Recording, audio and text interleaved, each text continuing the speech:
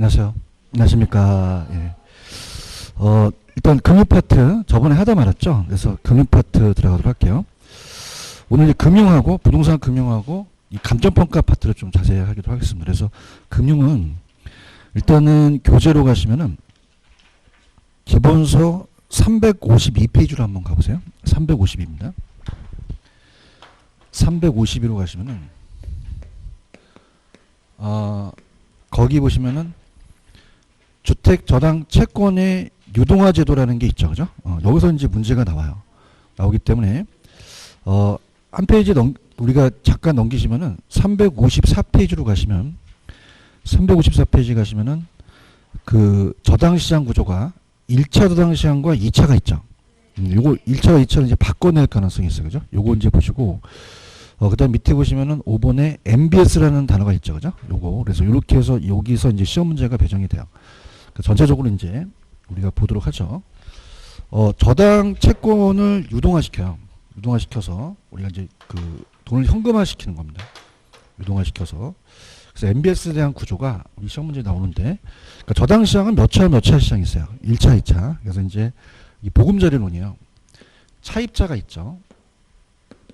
차입자가 있어서 무주택 서민 아파트가 이제 주택이라고 한다면, 자 1억의 주택을 가지고 A은행한테 자금을 대출받아요. 그래서 여기를 대출자라고 하고요.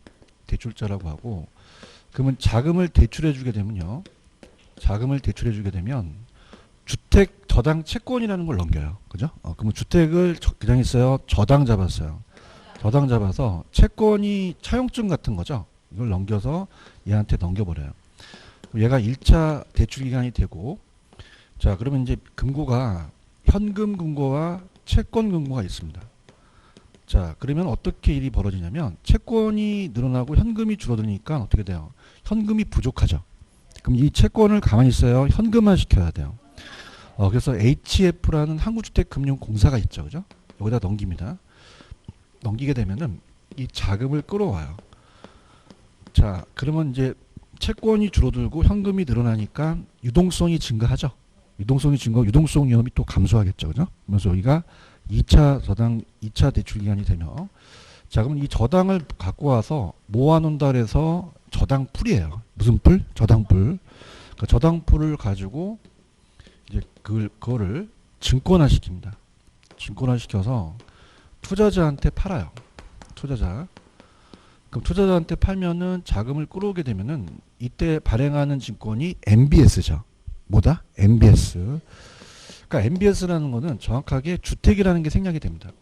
모기지가 저당이고 빼기 담보고 그 다음에 S가 증권이에요. 그 주택 저당 담보 증권이죠. 그죠? 근데 중요한 거는 요게 채권이잖아요. 지분이에요? 채권이에요? 부채죠. 부채. 그죠? 그 부채를 증권화 시키니까 요것도 저번 시간에 제가 부채금융이라고 말씀드렸죠. 부채금융. 부채증권이 되면서 하나의 채권 형태로 발행을 합니다. 그럼 투자자가 저당 투자자가 돼요. 저당 투자자. 그럼 저당 투자자가 돼서 이 저당 수익률이 요구 수익률보다 작아야 돼요? 요구 수익률보다 커야 돼요? 커야 되죠. 그래서 요구 수익률보다. 그래서 요구 수익률보다 커야지만 만족을 합니다. 그래서 이제 저한테 이제 많이 물어보는데, 요게 MBS가 국공채 수익률, 그러니까 요게 국공채 수익률하고 거의 경쟁이에요. 그죠? 국공채는 정기예금은 이자가 높아요? 낮아요? 낮죠. 되게 낮아요. 그러면 여기가 연 1.9% 주면은 얘가 연 한 2% 준다. 그럼 많이 주죠. 그죠? 그럼 자, 그러면 어떻게 됩니까? 이 저당 수익률이 요구 수익률을 만족해야겠죠. 그럼 우리가 시험 문제가 있다 볼 때 이 차입자가 저당 채권에 대한 이 주택에 대한 수요자입니다. 그럼 차입자가 나오면 몇 차 저당 시장이 돼요? 1차. 근데 투자자가 나오면 몇 차죠? 2차가 되죠. 그럼 얘네들은 이 채권을 반드시 자 유동합니까? 자기가 보유할 수 있습니까? 보유할 수 있고 유동화가 가능하죠. 그죠? 그럼 차입자는 2차와는 관련이 있어요? 없어요? 없죠. 그 다음에 여기는 주택 자금의 공급 시장이에요? 대출 시장이에요? 대출 시장이고, 저당권이 형성된 시장이죠. 그죠? 여기는 이제 주택 자금의 공급 시장이다. 자금을 공급하는 시장이다. 이렇게 봅니다. 유동화되는 시장은 2차가 되겠죠. 그죠? 이렇게 잡으시고, 그 다음 이제 예전에 나왔던 건데, 1차 금리하고 2차 금리 중에서는 어떤 게 높아야 된다 그랬죠? 1차죠. 왜냐하면 대출 금리가 높아야 되죠. 중간에 마진을 먹으니까. 그럼 대출 금리 자체가 우리가 요즘 뭐 4% 정도 이제 한다면, 자, 2차 금리하고 1차 금리 중에서는 몇 차가 높아야 된다? 1차가 높아야 돼요. 그죠? 그럼 공인중개사도 몇 차와 몇 차가 있어요? 몇 차가 중요해요? 개론이 몇 차야? 1차죠. 그죠? 열심히 하겠습니다. 그죠? 1차의 비중이 세다는 얘기예요. 아시겠습니까? 그래서 그 몇 차와 몇 차를 바꿔낼까요? 1차, 2차를 바꿔내요. 그죠? 그 정도만 이제 잡으시면 되고, 그 다음에 난이도가 있는 게 어디로 가냐면, 자, 우리가 그 박스를 한번 가보세요. 넘기시면 이제 박스가 356페이지로 가시면은 356페이지 가시면 박스가 하나 있나요? 그래서 요게 이제 우리나라가 발행하는 게 MBB하고 CMO예요. 그래서 시험 문제 나온 다음에 MBB CMO가 나옵니다. 나오고 특히 이제 소유권이 저당권이에요. 저당권이고 그 다음에 원리금 수취권이라는 게 원금과 이자를 받을 수 있는 권리죠. 조기상환위험이 원리금 수취권 자가 지거든요. 그죠? 그래서 우리가 초과담보라는 자체는 이제 MBB가 초과담보를 원하는데, 자, 이건 이제 지금 초과담보가 MBB만 원하고 이제 그 시험 문제 나오지 않았거든요. 그래서 이거는 제가 나중에 제가 프린트로 해서 초과담보에서 좀 우리 깊게 가고요. 콜방어라는 얘기가 있나요? 콜방어가 시험 문제가 나와요. 그래서 콜방어가 되냐 안 되냐. 그 다음에 저당권은 누가 갖고 있냐. 아니면 원리금 수취권은 누가 갖고 있냐. 이렇게 해서 이제 나오기 때문에 여기를 이제 좀 야매로 가는데, 자, 이렇게 합니다.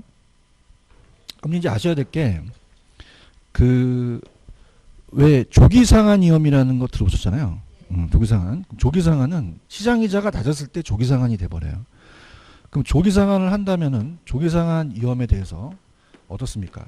조기상환 해버리면은 대출자가 위험하죠. 그러면 따라보세요. 원리금 수취권. 원금과 이자를 받을 수 있는 권리를 가진 사람이 이자를 못 받아버려요.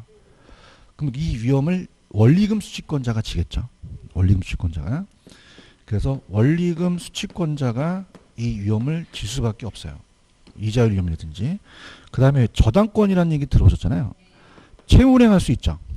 그럼 채무불이행을 하게 되면 못 갚아버리니까 이 저당권을 가진 사람이 거기에 대한 위험을 질 수밖에 없죠. 자, 그럼 이거를 얘가 가만히 있어요. 얘한테 넘겼어요. 또 넘겼죠. 그죠? 그래서 네 가지 형태가 있어요. 네 가지 형태가 있는데, 자, 이게 어려워요. MPTS라는 것은, 이거는 패스예요. 패스. 그 패스라는 거는, 자, 이 조기상환 위험이나 또 여러 가지 이자가 높아져서 이자율 위험이나 이걸 다 원리금 수취권 투자자한테 다 넘겨버리는 거죠. 그죠? 그럼 패스는 이 지분형이에요. 이체증권인데, 자, 이거는, 자, 발행기관이 갖고 있어요. 다 투자자한테 넘겨버려요. 그러면 투자자가 다 위험하다고 하셔야 돼요. 발행기관이 위험하다고 하면 안 돼요. 그럼 이거는, 자, 지분형이죠. 지분형이면 원리금 수취권과 저당권을 다 누구한테 넘겼죠? 투자자. 그 모든 위험을 다 누가 지겠어요? 투자가 지겠죠. 그죠? 특히 이제 원리금 수취권에 대해서 조기상환 위험이 상당히 위험하거든요. 그러면 조기상환 위험을 투자자가 지겠죠. 그럼 우리가 거기 밑에 보시면 콜방어라는 게 있어요. 콜방어. 콜방어는 뭐냐면 차입자의 만기 전 변제에 대해서 대출자의 방어를 의미한다. 그럼 대출자는 콜방어를 통해 만기 전 변제에 의해서 벗어날 수 있다라는 단어가 있죠. 찾았습니까? 자, 이거예요. 그러니까 뭐냐면 보세요. 차입자가 이제 조기상환을 하게 되면 콜이 들어와요. 그럼 얘도 조기상환을 얘한테 하라고 콜이 들어오죠. 그럼 조기상환 하는 거는 뭐냐면 만기 전 변제를 하겠다는 얘기예요. 그럼 그냥 얘 계약이 끝나. 그럼 이자가 안 들어오잖아요. 그럼 이걸 방어하는 게 콜방어예요. 그래서 이 발행기간이 조기상환에 대한 무슨 걸 불러요? 콜을 부르죠. 콜 들어보셨어요? 여보세요? 콜이잖아요. 콜 하게 되면은 그걸 그냥 방어를 해. 방어를 해야 되는데 얘 못해요. 왜냐면 그냥요 자기가 위험해요. 조기상환형을 자기가 지기 때문에 조기상환이 위험하면 지가 질 수밖에 없어요. 그죠? 그럼 계약이 끝나니까 투자자가 위험하죠. 그러면 콜방어가 가능하다, 불가능하다? 불가능하죠. 그런가요? 자, 그럼 이거는 콜방어가 가능하다, 불가능하다? 불가능해요. 그렇죠. 그럼 자 생각을 해보세요. 그러면 이거는 투자자 입장에서는 그냥입니까? 위험도 높습니까? 수익도 높으니까 두 가지 다 높은 놈을 좋아하는 놈이 사겠죠. 그렇죠? 근데 안 팔려서 그럼 다른 거가 나왔어요. 다른 게 나오면 MBB라는 게 나와요. 자, MBB는 지분형이 아니라 채권형 MBS로서 자, 이거는 모기지 백 본드라고 하는데 자, 이거는 주택이라는 게 우리가 앞에 생략이 됐죠. 저당, 주택 저당 채권에 대한 담보물을 가지고 또 채권을 만들어요. 자, 그러면 이건 지분형이에요? 채권형이에요? 그럼 넘기지 않아요. 그죠? 이거는 원리금 수익권과 저당권을 누가 갖고 있어요? 발행기관이 갖고 있죠. 그러면 넘긴다, 안 넘긴다? 안 넘기고 자기가 다 보유해요. 자, 그러면은 자, 콜방어가 가능하죠. 왜냐하면 자기가 다 보유하다 보니까 얘한테 조기상환 위험을 못 넘기잖아요. 그럼 얘가 조기상환 위험을 지죠. 그러면 투자자가 콜방어가 불가능하다, 콜방어가 가능하다. 가능하거든요. 그런가요? 그럼 생각하실 때 투자자 입장에서는 그냥요, 위험은 낮아요. 수익도 낮죠. 그러니까 완전히 반대예요. 그러다 보니까 안 팔려요. 그러니까 이제 짜장면하고 짬뽕이 안 팔리니까 짬짜면이 나오기 시작하는 거죠. 그냥이야 혼합형이 나와. 그러니까 새로 상품이 만들어지는 거예요. 그래서 MPTB라는 게 이제 탄생이 돼서 자, 이제 이게 CMO랑 두 가지가 혼합형이에요. 혼합형. 그럼 혼합형이라는 것은 두 가지 성격을 다 갖고 있어요. 자, 아까는 패스였죠. 얘는 따보세요. 페이. 페이라는 거는 원리금 수취권만 투자자한테 넘기는 거예요. 근데 본드는 이제 저당권은 발행기관이 갖고 있죠. 그럼 그냥이야 두 가지 성격이야. 두 가지 성격이야. 그러니까 원리금 수취권은 누가 갖고 있고 투자자. 저당권은 발행기관이 갖고 있죠. 그러면 자, 재밌는 거는 자, 투자자가 조기상환 위험을 지겠죠. 그럼 얘는 콜방어가 됩니까? 안 됩니까? 자, 보세요. MPTB는 자, 지금 여기 MPTB에 콜방어가 없다라고 돼 있죠. 찾았습니까?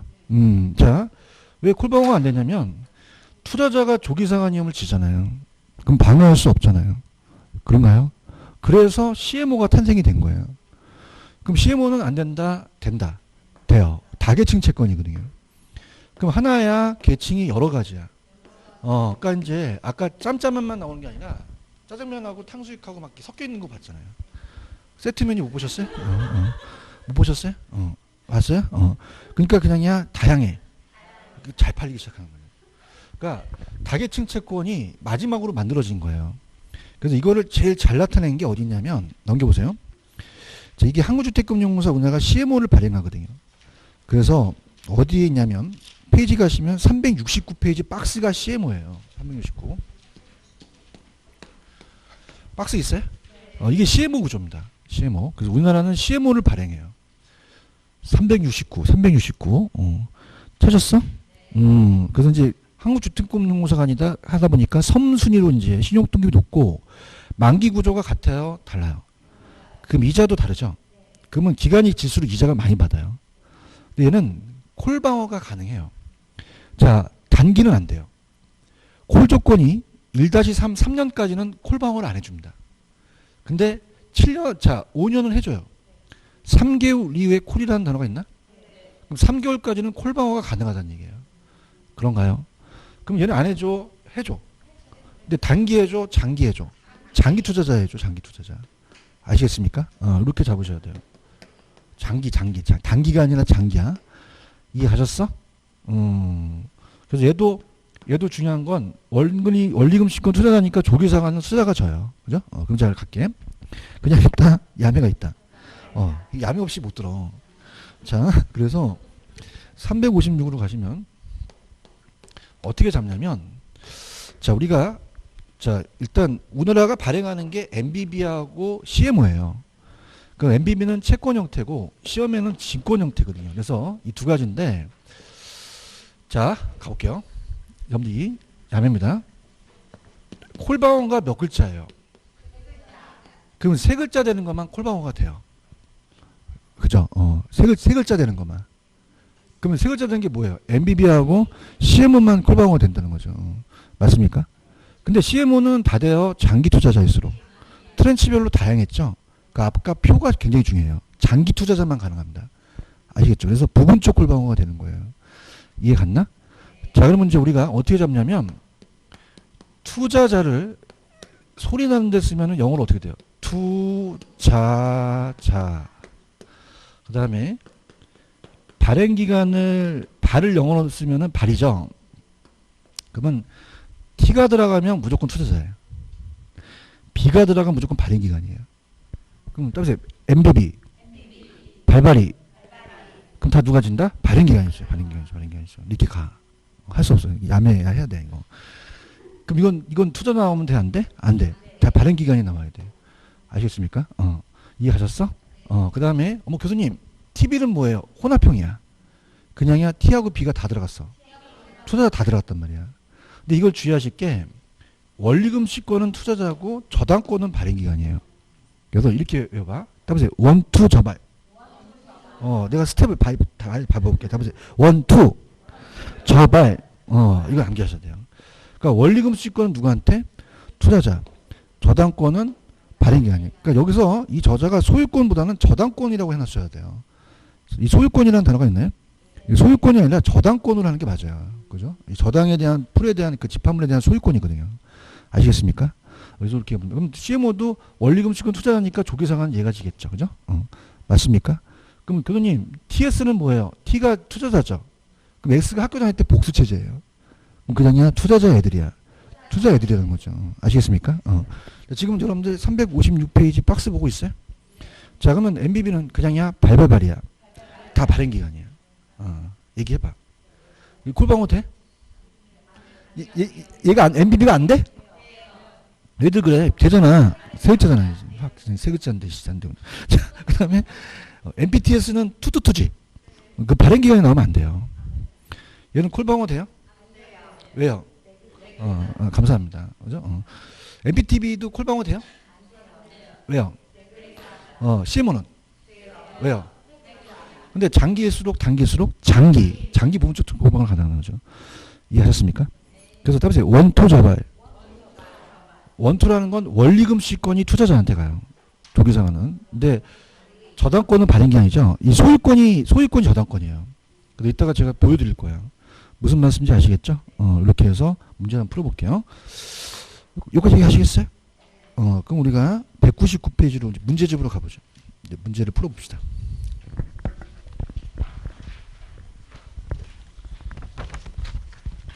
자, 199페이지로 가시면 자, 일단 여러분들이 풀어오셨으니까 일단은 가볼게요. 지금 199페이지 1번 있나요? 자, 틀린 거는 이제 5번인데 자, 이렇게 보세요. 봐봐. 여러분 이 채권을 그냥 했어요? 유동화했어요? 현금화 시켰죠? 그럼 현금이 늘어났잖아요. 그럼 유동성은 증가하겠죠. 그런가요? 그래서 유동성이 어떻게 된다? 증가라고 하셔야죠. 유동성은 증가됐습니다. 예전에 제가 OX 문제를 냈던 문제였어요. 유동성 감소다 증가다? 증가. 체크하셨어? 그 다음에 2번에 틀린 게 4번을 보시면은 4번에 편 들어봐. 저당 대출을 원하는 수요자 있지? 이게 차입자야. 차입자는 몇 차 있어? 1차죠. 2차가 아니죠. 그죠? 그런가요? 무슨 뜻인지 아시겠어? 그러니까 저당 대출을 원하는 수요자 나오면 무조건 1차야. 2차가 틀렸지? 그럼 몇 차로 가셔야 돼? 1차. 이게 1차 시장이 이 차입자와 금융기관으로 형성되는 주택담보대출 시장이 되잖아요. 그렇죠? 넘기세요. 넘기시면은 자 201페이지 가시면은 4번 있나요? 자 MBS 도입에 대해서 틀린 거. 자 4번을 보시면은 자 이 MBS를 도입하잖아요. 보세요. 그 MBS를 도입하잖아요. 봐봐. 여러분 이거예요. 좀 생각을 해보세요. MBS는 그냥입니까? 요구 수익률을 만족해야 됩니까? 왜냐하면 그렇지 않으면 투자를 안 해요. 얘기해봐요. 그래서 공사가 이 MBS에 대한 수익률을 조정할 수도 있다는 얘기예요. 그럼 시장에 나와 있는 요구보다는 크게 만들죠. 그럼 그냥이야 투자를 해. 그럼 돈이 들어오죠. 응? 그럼 여기서 돈이 들어오면 그냥이야 얘네들한테 돈을 줘. 그럼 얘네들 돈 받을 수 있겠네? 그럼 수요가 더 늘어나고 주택금융도 활성화된다는 거죠. 응? 지금 MBS에서 하고 있잖아. 그지? 그럼 정답은 4번이 정답이지. 금융을 확대시켰지. 그럼 자가소유 가구 비중이 증가하겠죠. 현금이 들어와서 팍팍팍팍 쏴주니까 무주택 서민들한테. 아시겠죠? 그죠? 이제 나왔다. 5번. 자, 2번. MBB 있어? 발발이지? 그럼 투자 들어가면 돼? 안 되죠, 안 되지. 왜 이렇게 반응이 없어? 발발이잖아. 그럼 다 누가 가지고 가는 거야? 발행이야, 발행이야. 그래서 봐봐. 지금 이 저자가 소유권이라고 하는 것보다는 저당권으로 했었어야 돼요. 왜냐하면 이 지문이 저당권이에요. 밑줄 쳐보세요. 최초의 주택저당 채권 진파분에 대한 소유권이라는 게 있나? 이걸 이제 줄여서 저당권으로 하는 게 낫지 소유권으로 하면 헷갈린다는 거죠. 이해했습니까? 이 소유권은 뭐에 대한 소유권이에요? 저당 채권에 대한 소유권이기 때문에 저당권이라고 하시는 게 좋아요. 아시겠어? 그럼 투자자가 죠? 발행기관이 가죠? 오케이. 문제인지 아시겠어? 넘기세요. 그러면 맨날 나와 맨날 6번 갑니다. 6번하고 7번의 에피소드를 말씀드릴게. 이게 한글로 나온 적도 있어서 한글로 어떻게 나왔냐면 따라 주택저당 채권 담보부 채권 좀 길죠 그죠? 근데 이게 왜냐면 공사에서 나오는 그 한글 지문이 그 법에 나와 있는 한글이에요. 그래서 오른쪽에 7번에 5번을 보시면은 한글로 나왔어. 한글로 주택저당 채권 담보부 채권이 MBB예요. 그런가요? 그럼 발발이잖아요. 그럼 다 누가 져요? 발행기관이시죠. 투자자가 조기상환의 위험을 지는 게 아니잖아. 그렇죠?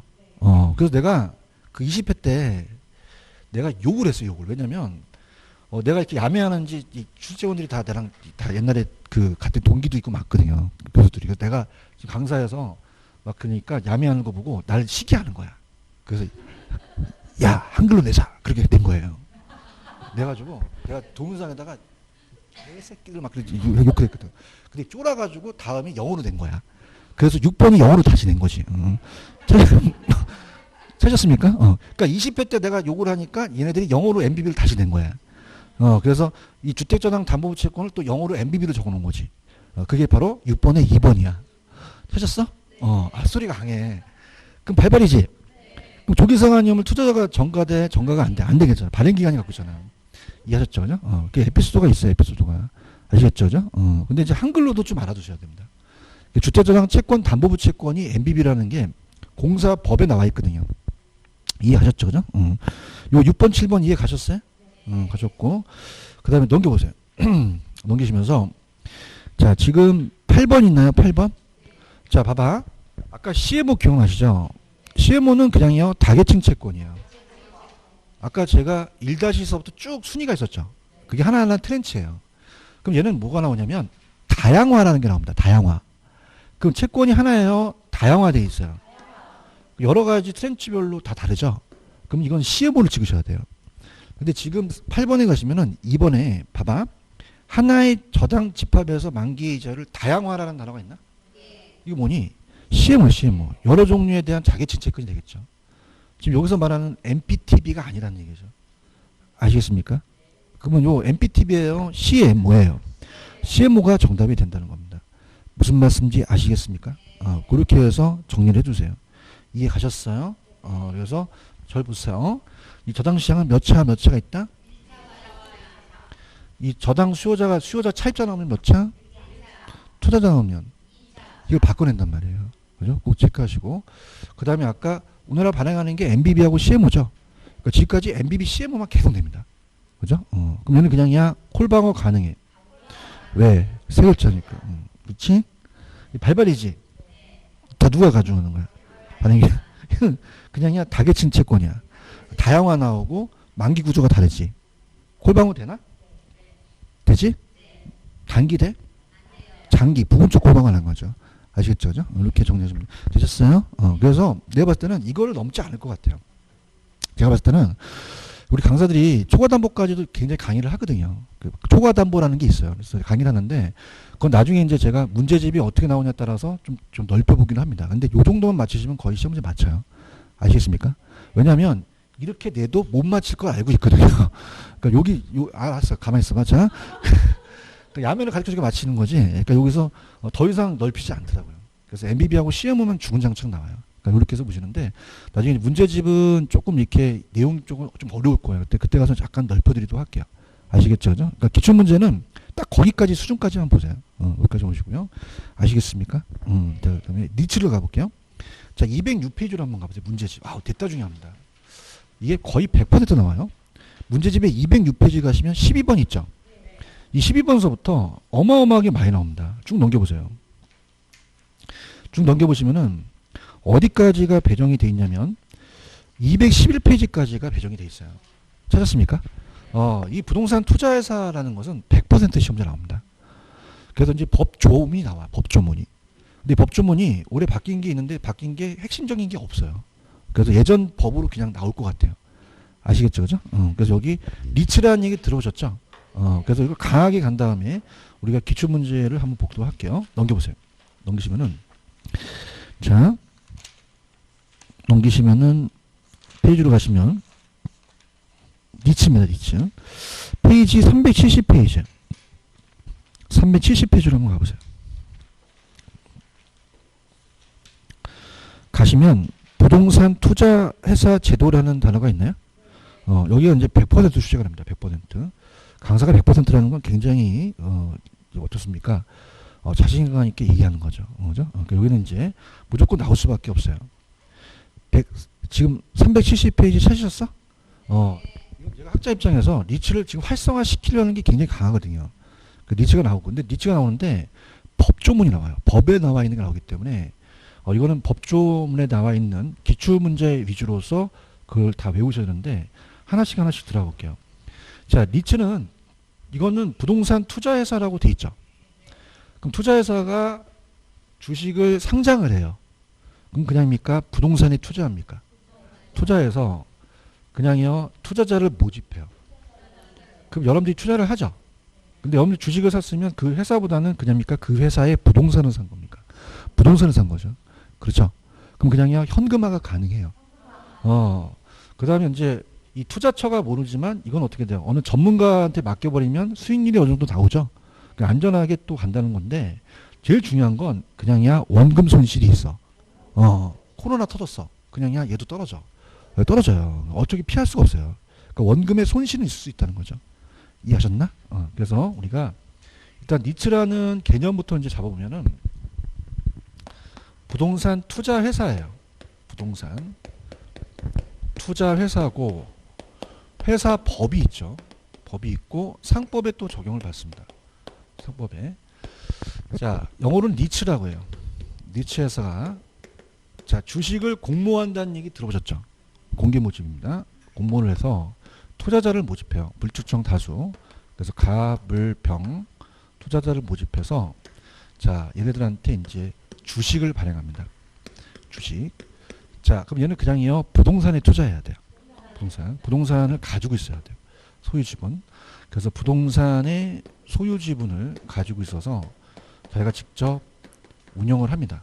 근데 이제 업무용보다는 자 우리가 주거용보다는 이제 수익이 나와야 되니까 주거용보다는 이제 업무용에 투자해서 오피스텔에 투자합니다. 그럼 임대 수익이 나오겠죠. 자, 그러면 요거를 내부 유보로서 해야 돼요. 배당을 해줘야 돼요. 배당이 의무 배당으로 돼 있기 때문에 법에 나와 있다는 거죠. 투자자 모집, 투자자를 보호하는 거예요. 자, 그러면 우리가 MBS라는 부동산 증권이 있죠. 부동산 증권에 투자해서 또 우리가 배당을 해줄 수 있고요. 자, 그 다음에 개발 사업에 투자할 수 있어요. 그럼 가장 중요한 건 얘도 부채금융이에요, 지분금융이에요. 지분금융이고 직접 투자입니까? 간접 투자입니까? 간접 투자죠. 현금화가 가능하죠, 그죠? 그래서 이렇게 해서 여러분들이 가는데, 요거는 이제 어디가 이제 시험 문제가 나오냐면 넘겨보세요. 넘기시면은 우리가 이제 페이지 371페이지로 가시면은 3번에 부동산 투자회사 법상 부동산 투자회사 제도라는 단어가 있나요? 그러니까 여기서 시험 문제 거의 나와요. 나오는데 제가 이제 이 법조항을 다 할 수는 없고요. 우리가 시험 문제 나올 수 있는 것들을 제가 형광펜으로 칠합니다. 그러니까 그걸 위주로 가가셔야 돼요. 할 수 없어요. 그걸 알아야 아까 그 기출 문제를 다 맞힐 수가 있거든요. 그래서 가고 일단 이제 그걸 다 한 다음에 뒤에 박스를 제가 연결시켜서 볼 건데 이제 박스를 먼저 보면은 그 박스로서 의미를 잘 몰라요. 그래서 일단은 371페이지 가시면 의 있나요? 그 맨 밑에 가시면은 자기관리 부동산 투자회사라고 돼 있죠. 넘겨보세요. 넘기시고 그 다음에 위탁관리, 그 다음에 기업 구조조정 부동산 투자회사라고 있죠. 요건 이제 우리가 설명 한번 들어보세요. 자, 세 가지 회사가 나옵니다. 자기 관리는 그냥이에요. 자기가 관리를 해요. 그럼 전문 인력이 있어야 되죠. 상근 임직원이 있어야 되고요. 위탁 관리는 남한테 맡기는 회사예요. 그죠? 맡기는 회사이기 때문에 자, 얘네들은 위탁 관리는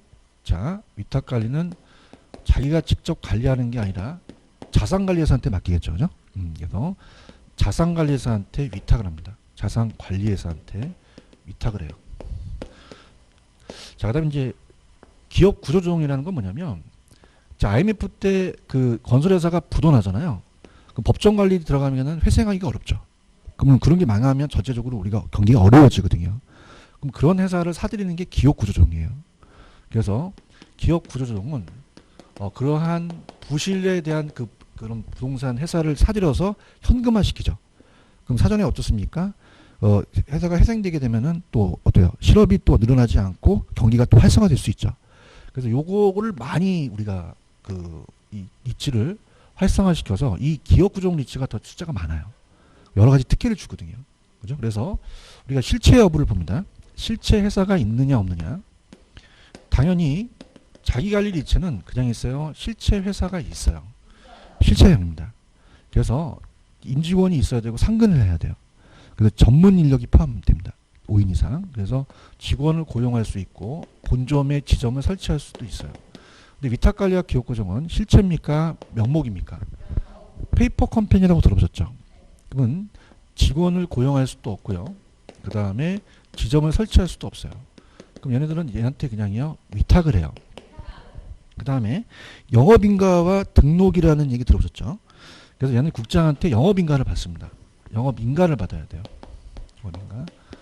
자, 근데 얘네들은 그렇게 강하지 않습니다. 그냥 자격요건만 받으면 얘는 등록만 하면 되겠죠. 자, 이렇게 이제 우리가 들어갑니다. 자, 그럼 책의 순서대로 가볼게요. 자, 372페이지 아까 자기관리는 자산운용 전문인력을 포함한 임직원을 상근해야 되겠죠. 그럼 자산의 투자 운용을 직접 수행하는 회사고, 위탁관리와 기업구정은 그냥입니까? 자산관리회사한테 위탁을 합니까? 자, 위탁관리는 본점에 지점을 설치할 수 없고 직원을 고용하는 상관을 둘 수 없다라는 얘기죠. 요까지 가시겠죠, 그죠? 요까지도 시험 문제가 나와요, 그죠? 이렇게 보시면 되고, 그다음 밑에 가시면 자산관리회사라는 단어가 있죠. 그래서 자산관리회사는 이 자기관리치와 위탁관리회사의 그냥입니까?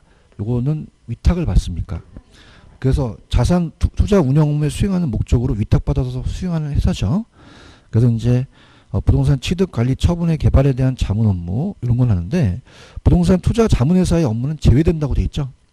그러면 자문회사는 그 업무가 같아요? 달라요? 다르죠. 그래서 부동산 투자 자문회사는 자문을 해주는 회사예요. 그래서 얘는 핵심 포인트가 어디 있냐면, 자, 오른쪽에 가시면 나의 부동산 투자 운영에 관한 자문 및 평가라는 단어가 있나요? 오른쪽 자문 및 평가 있어요? 오른쪽에 나의 나. 오른쪽 372페이지 메뉴에 나. 타셨어? 그럼 현관 패치네. 자문 및 평가라는 단어가 있어? 그럼 얘는 관리를 해줘, 자문 및 평가를 해줘. 그러면 관리회사랑 업무가 다르다는 얘기죠. 그러니까 관리회사는 그 부동산 취득관리 처분에 대한 여러 가지 그런 것들을 해주는 거고, 이건 투자 운용에 관한 자문 및 평가를 해준다는 거예요. 무슨 말씀인지 아시겠죠? 그럼 자문 및 평가 나오면 관리회사야, 자문회사야? 자문회사가 되죠. 자문 및 평가가 이 포인트가 돼요. 그 다음 투자회사법이 밑에 가시면 이 부동산 투자회사가 주식회사고, 아까 이 투자회사 법 특별한 정한 경우 제외하고는 상법의 적용을 받는다 했죠. 부동산 투자회사의 명칭을 쓰고요. 자, 뭐 업무 범위는 뭐 나중에 이따 할 거고, 밑에 가시면 부동산 투자회사의 설립이라는 단어가 있나요? 별표 쳐보세요. 발기 설립 방법이며 뭐가 나오냐면, 이번에 현물 출자에 의한 설립을 할 수 있다 없다? 없어요. 그러니까 뭐냐면 설립할 때는 현금을 가져오라는 얘기예요.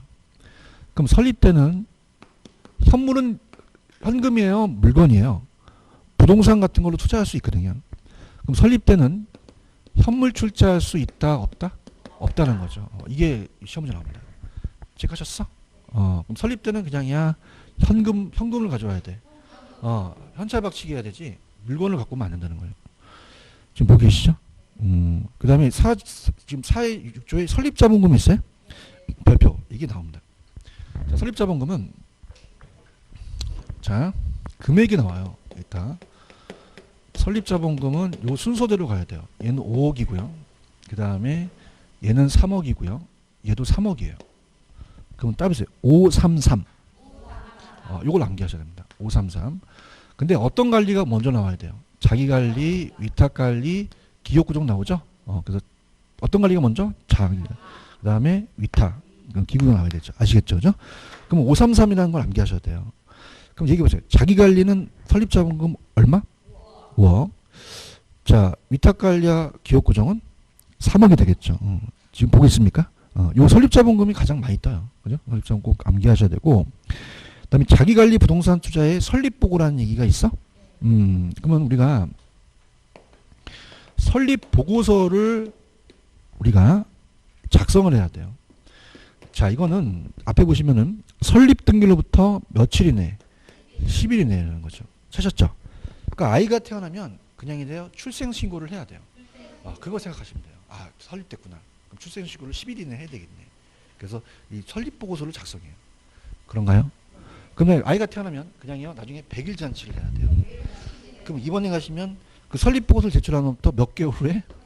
3개월 후에요. 우리 아이 잘 커요. 100일 잔치 하는 거죠. 그럼 따라서 현황보고서. 그러면 설립보고서와 현황보고서가 다르죠. 그런가요? 자, 그러면 설립보고서는 아까 설립등기부터 며칠이네? 10일이네. 현황보고서는 설립보고서 제출하면 3개월이라는 게 나오겠죠. 아시겠죠? 그죠? 그러니까 얘네들이 뭐로부터라는 건 장난 안 치고 아마 이 10일이나 3개월을 갖고 장난칠 수 있을 것 같아요. 아시겠죠? 그죠? 그럼 우리가 설립보고서는 며칠이네? 10일이네. 현황보고서는 3개월 국장한테 제출해야 되는 거죠. 할 수 있겠죠? 그죠? 넘겨볼게요. 자, 영업인가 및 등록이라는 단어가 있나요? 그래서 아까 제가 자기관리는 영업인가죠? 근데 위탁관리와 기업구정은 등록을 하면 돼요.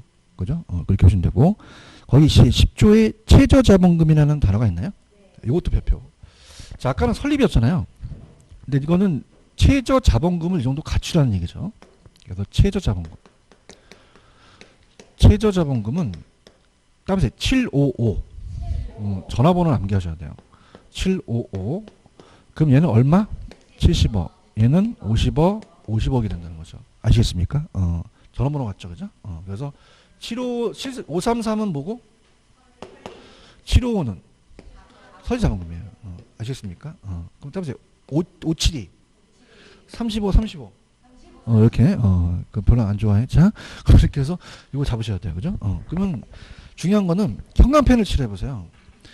자, 거기 보시면 영업인가를 받거나 등록한 날부터 6개월이라는 단어가 있나요? 요것도 최저자본금이에요. 나오면. 그러니까 최저자본금이 안 나오고 요 6개월이라는 단어가 나와요. 그럼 시험 문제 영업인가를 받거나 등록을 한 날부터 6개월 이내 나오면 이건 무슨 자본금이다? 최저자본금이 됩니다. 최저자본금이라고 안 나올 수도 있어요. 이해 갔나? 그러니까 영업인가를 받거나 등록한 날부터 6개월이 최저자본금 준비기간이거든요. 그럼 그 이내라는 거는 최저자본금이라는 얘기예요. 그러면 자기관리는 얼마? 70억. 위탁관리와 기업구정은 50억, 50억이라는 거. 그런가요? 그 다음에 자, 위탁관리는 아까 본점에 지점을 설치할 수 있다, 없다? 직원 고용 상근 임무를 둘 수 없다. 기억나시죠? 그 다음에 9회 주식공모라는 단어가 있나요? 자, 또 이제 기간이 좀 늘어났는데 주식을 공개 모집해요. 자, 그럼 어떤 게 중요한지 제가 보여드릴게요. 자, 부동산 투자에서는 영업인가를 받거나 등록을 하기 전이라는 단어가 있죠. 그 밑에 가로친 거는 다 보지 마세요. 그냥 가로친 거 싹 보지 마시고 그 전까지라는 단어가 있죠, 밑에. 아니, 그러니까 가로친 거 보면 헷갈려. 가로친 건 아무 의미가 없어. 그러니까 지금 전이 있어, 전? 그 다음 밑에까지는 있지? 그냥 연결시키라고. 중간에 글씨 보지 말라고. 그럼 등록을 하기 전까지는 발행하는 주식을 일반에 청약에 제공할 수 없다는 거죠. 그러니까 영업인가를 받거나 등록하기 전에는 청약할 수가 없다는 얘기예요. 그런가요? 그러면 2번. 그러면 영업인가 받거나 등록한 날 후부터는 가능할 거 아니에요. 그런가요? 그럼 그 후부터가 오른쪽에 2년 이내예요. 2년 이내. 몇 년 이내? 그래서 2년 이내가 현관펜 칠하셔야 돼요. 이게 1년 6개월에서 2년으로 연장됐었거든요. 맞습니까? 맞아요? 그러면 주식 공모 나오면 몇 년? 그래서 내가 수업 시간에 욕을 잘 안 해요. 처음 욕해 볼게요. 다시 2년. 네가 공모했지. 이렇게 적었어요. 그래서 주식 공모는 2년이네. 아시겠죠? 그죠? 2년 이내에 주식 총수의 100분의 30 이상을 일반인 청약을 제공해야 됩니다. 찾았죠? 그럼 3번은 뭐 얘는 안 나오더라고요. 요즘. 그거 하지 마시고. 그 다음에 양가로 10번 있어요? 기출문제 나오는 것만 할게. 주식의 분산이라는 게 있나? 이게 뭐냐면 한 놈한테 너무 많이 주식을 주면 안 되는 거야. 그 다음에 그래서 2인당 주식 소유 한도가 있어요. 그래서 이 제목은 1인당 주식 소유 한도입니다. 한도여서 자 갈게요. 펜 들어보세요. 자 주주 1인과 그 특별관계자는 최저자본금 주매 끝난 후에 부동산 투자에서 발행한 주식의 100분의 얼마 이상을 50을 초과하여 주식을 소유하지 못합니다. 찾았죠? 그럼 50%가 중요해요. 몇 퍼센트가? 원래는 얘가 30, 40이었거든요. 근데 이걸 상향 조정시켜줬어요. 그럼 얼마? 50, 50이라는 거죠. 그런가요? 그 다음에 얘는 제한이 없어요. 얘는 그냥입니까? 여러 가지 특혜가 있습니까? 그럼 얘 제한이 있다 없다? 없다는 거. 이따 또 표를 보여드릴 테니까 그렇게 보시면 돼요. 아시겠죠? 그 다음에 넘겨보세요. 지금 제가 해드리는 거 잘 하고 있어요? 다른 거 보지 말고 내가 하는 것만 해. 그죠? 그 다음에 제12조 현물출자라는 단어 있어? 자 봐봐. 아까 설립 때는 현물출자할 수 있어 없어? 설립 때는 533을 현금을 가져오라는 거야. 물건을 가져오지 말라는 거지. 근데 현물출자가 최저자본금을 갖추면 가능해요. 그럼 아까 영업인가 등록 6개월이라는 단어가 있었잖아요. 6개월 이후에 최저자본금이 갖춰지면 현물출자할 수 있다는 얘기예요. 거기서부터는 지금 보고 있어? 부동산 투자에서는 영업인가를 받거나 등록을 하고 최저자본금 이상 갖추기 전에는 현물출자 받는 방식으로 신주를 발행할 수 없죠. 그렇죠? 근데 그걸 갖추고 나서는 가능하다는 거죠. 근데 그게 다 되는 게 아니라 이번에 제한이 돼 있다는 거예요. 부동산 있어요? 부동산 체크하시고 지상권 임차권이라는 얘기를 민법 시간에 배우셨죠. 거기 사용수익에 대한 권리. 그래서 지상권 임차권에다가 박스. 부동산 지상권 임차권. 그 다음에 신탁이 종료된 때 신탁 재산의 전부가 수익자한테 기속되는 부동산의 신탁 수익권이라는 게 있죠. 신탁 수익권 밑줄. 그러니까 현물출자가 부동산만 되는 거예요. 지상권도 될 수 있어요. 임차권도 될 수 있죠. 신탁의 수익권도 될 수 있다는 거죠. 맞습니까? 그럼 어떻게 보냐면 옛날에는 부동산만 됐었어요. 그럼 부동산이 부지였어요. 그냥입니까? 부지가 임신을 합니까? 임신하죠. 자, 따라서 부지 임신. 부가 뭐야? 지가, 임의, 신의, 신탁 수익권. 네 가지를 암기하셔야 돼요. 아시겠습니까? 암기하시고 부동산 소유권 이전 등기 청구권도 현물출자 가능해요. 그다음에 이제 공법 시간에 대토보상권이라는 걸 배우십니다. 이게 뭐냐면 토지로 대신 보상해 주는 거예요. 그럼 그냥이야 토지를 보상해 줬어. 그 현물을 갖고 있지. 이것도 출자 가능하다는 거예요. 오케이? 아시겠어요? 그다음에 다른 거 절대 보지 말고 안 나오고 왜 이렇게 쓸데없는 거 많이 놨어? 오른쪽 가시면은 제13조 있어요. 제21조 있죠? 그 배포청 보세요. 이게 좀 바뀐 내용입니다. 부동산 투자에서는 그 자산을 다른 각호에 하나에 투자해야 되죠? 그럼 그냥이야 부동산 투자할 수 있어. 개발 사업 할 수 있죠? 아까 부지 임신 기억나? 네. 지상권, 입창권, 지진타기 수익권 있었잖아. 거기에 이제 우리가 투자할 수도 있지. 증권, 채권도 할 수 있고 현금도 갖고 있을 수도 있지. 보고 계시죠? 그렇죠? 그럼 그 투자 운용은 1번 밑에 어떻게 돼요? 취득 개발 및 처분할 수도 있죠. 관리할 수도 있어요. 시설 운영을 포함한 임대차, 전재차도 가능하다. 그 다음 밑에 3번의 부동산 사업을 목적으로 하는 이제 법인, 대통령이 정한 자에 대해서는 부동산에 대한 담보권 설정 등의 대통령 정한 방법에 따라 대출 예치도 가능한데 이건 참고하시기 바랍니다. 근데 중요한 거는 거기 시행일이 2월 20일이라고 돼 있죠. 그러면 새로 따끈따끈한 거야 이게. 아시겠죠? 그죠? 근데 이제 이거 갖고 뭐 이렇게 장난치실 것 같지는 않아요. 근데 이제 그 업무가 운영하는 업무가 조금 약간 바뀐 거지 투자에 대한 게 거의 비슷하거든요. 이해 가셨어요? 자, 아까 제가 자기관리 부동산 투자에서는 자산운용 전문 인력을 상근시켜야겠죠. 넘겨보세요. 그럼 몇 인이냐면 영업인가시는 3명 이상이라고 돼 있죠. 영업인가를 받은 후 6개월을 경과 시 5명 이상이라는 거죠. 그렇죠. 근데 얘네들이 자꾸 뭘 내냐면 밑에 굵은 무시를 해요. 밑에 1번 있어요? 여러분들도 공인중개사 딸 수 있잖아요. 그럼 감정평가사 공인중개사 해당 분야에 몇 년 이상, 5년 이상 종사한 사람만 가능하다는 거죠. 근데 이걸 지금까지 틀리게 안 냈어요. 근데 계속 주구장창 내요. 그럼 요거는 눈에 딱 보고 계셔야 돼요. 그렇죠? 그 다음에 제16조하고 제17조로 한번 가보세요. 16, 17조 찾았습니까? 가면은 잡을게요. 아까 자산관리회사 아시죠? 자, 자산관리회사는 인가를 받아야 돼요. 자, 이렇게 합니다. 어떻게 암기하는 방법을 가르쳐 드리냐면, 여러분들이 자기관리 리츠는 그럽니까? 실체 회사가 있습니까? 전문 인력을 둬요. 근데 위탁관리와 기업고정은 실체 회사가 없죠. 전문 인력을 못 두죠. 그럼 지가 리츠에 대한 걸 못해요. 그러면 자산관리회사는 자기관리 리츠 요건과 같습니다. 누구 요건 같다?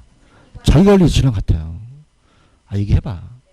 그럼 얘는 자기관리 리츠랑 같기 때문에 암기할 필요가 없다는 얘기예요. 자, 그냥 있어요. 인가 받았어요. 자본금이 70억이었죠. 전문 인력이 5인이었죠. 그러면 얘는 자기관리 리츠만 암기하시면 그대로 따라간다는 얘기예요. understand? 얘는 누구랑 똑같아? understand. 그러면 그냥이야. 얘 인가야. 인가고 자본금 최저자본금 70억이지? 이거 암기하셔야 돼요. 아시겠습니까? 그래서 얘는 인가고 자본금 얼마? 70억. 그렇죠? 이건 자기관리 리츠랑 똑같아요. 이게 안 한다. 전문 인력도 몇 이상? 5인 이상이라는 거죠. 그러니까 자기관리 리츠만 암기하시면 그냥 가는 거예요. 이해 갔나? 근데 자문회사는 등록으로 가야 돼요. 인가다 등록이다.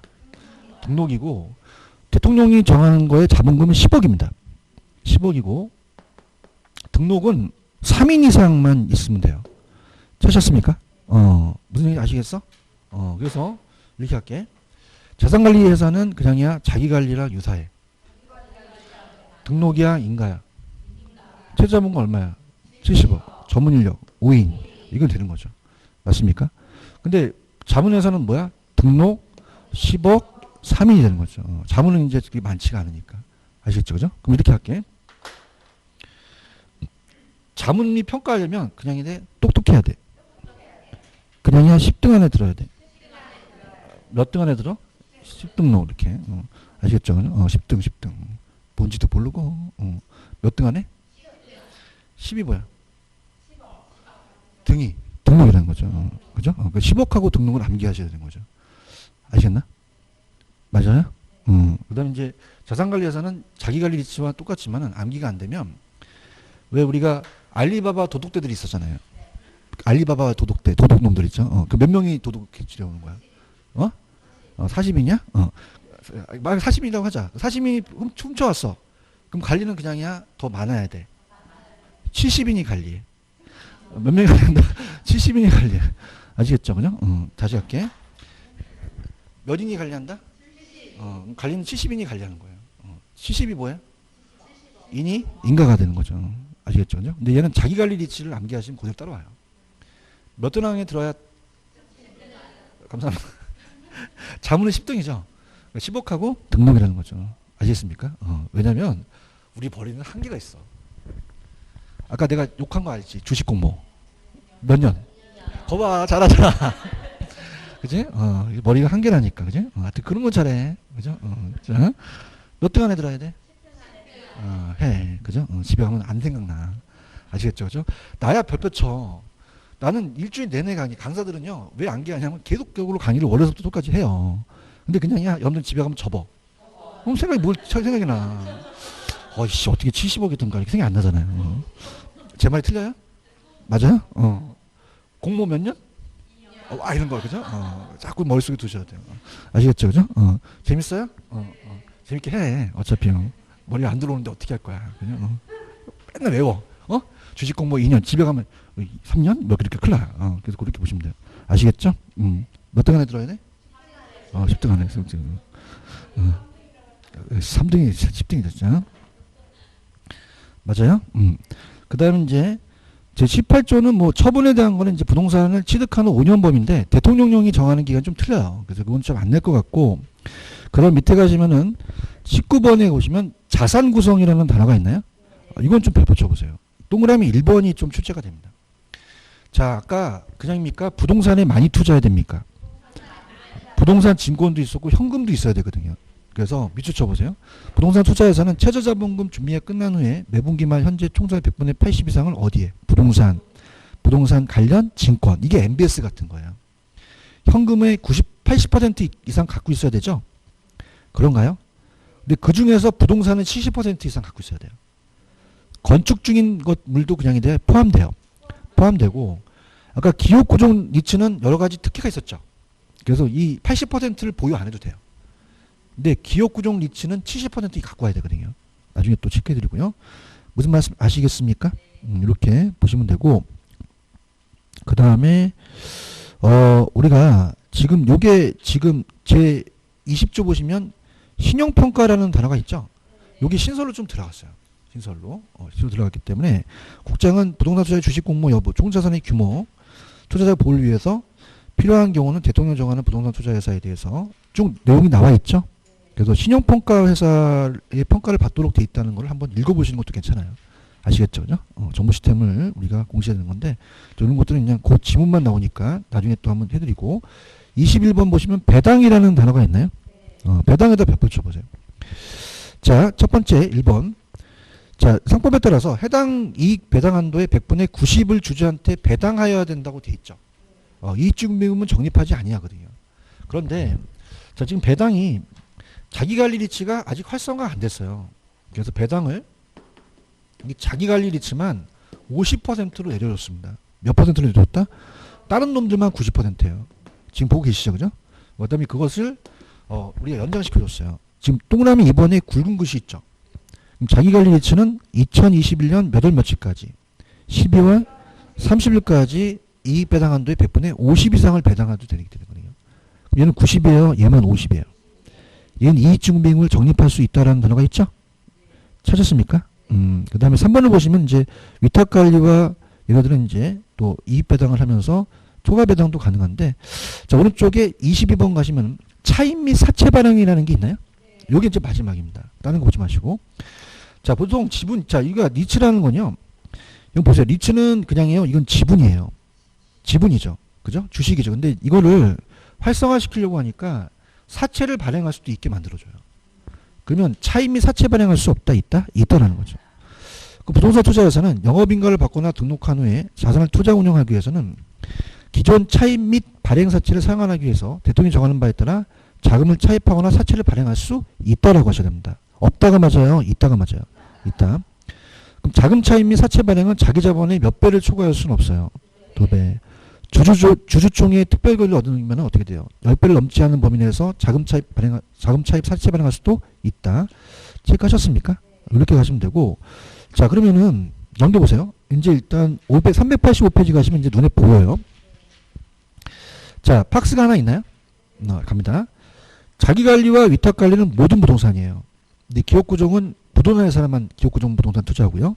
자기관리는 주식회사하고 실체죠. 위탁관리와 기업구종은 실체예요. 명목이에요. 비상근이죠. 그죠? 그 다음에 아까 제가 주식 소유 한도가 있었죠.